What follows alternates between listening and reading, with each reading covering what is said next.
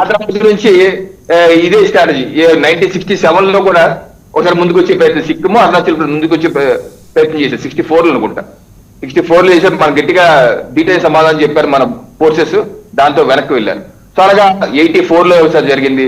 అలాగే అరుణాచల్ ప్రదేశ్కి వస్తే ఈ రోజు అరుణాచల్ ప్రదేశ్ లో వాళ్ళ పేర్లు మారుస్తున్నారు, అలాగే రకరకాల వాళ్ళ పేర్లు మారుస్తున్నారు. దీనికి నేను చెప్పేది ఏంటంటే కుక్క కాటుకి చెప్పు దెబ్బ అన్నట్టుగా మనం చైనా పేరు మార్చేయాలి.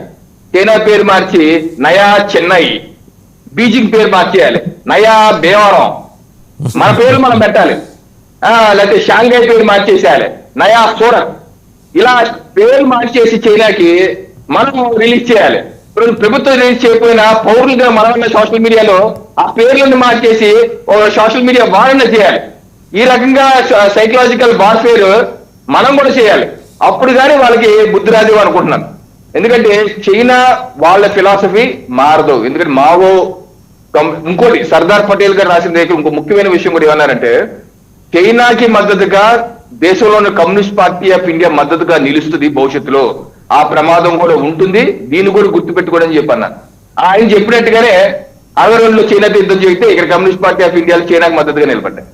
సో నేనేది ఏంటంటే అరుణాచల్ ప్రదేశ్ కానీ మన దేశంలో ఉన్న సిక్కిం కానీ లద్దాఖ్ కానీ మనం మన యొక్క ఫోర్సెస్ అలాగే దశాబ్దాలుగా అక్కడ రోడ్లు వేయలేదు. అప్పుడు యూపీఏ ప్రభుత్వంలో డిఫెన్స్ మంత్రి గారు ఆంటోనీ గారు పార్లమెంట్ లో చెప్పారు, ప్రశ్న అడిగితే మీ రోడ్లు ఎందుకు వేయట్లేదంటే, ఆ రోడ్లు వేస్తే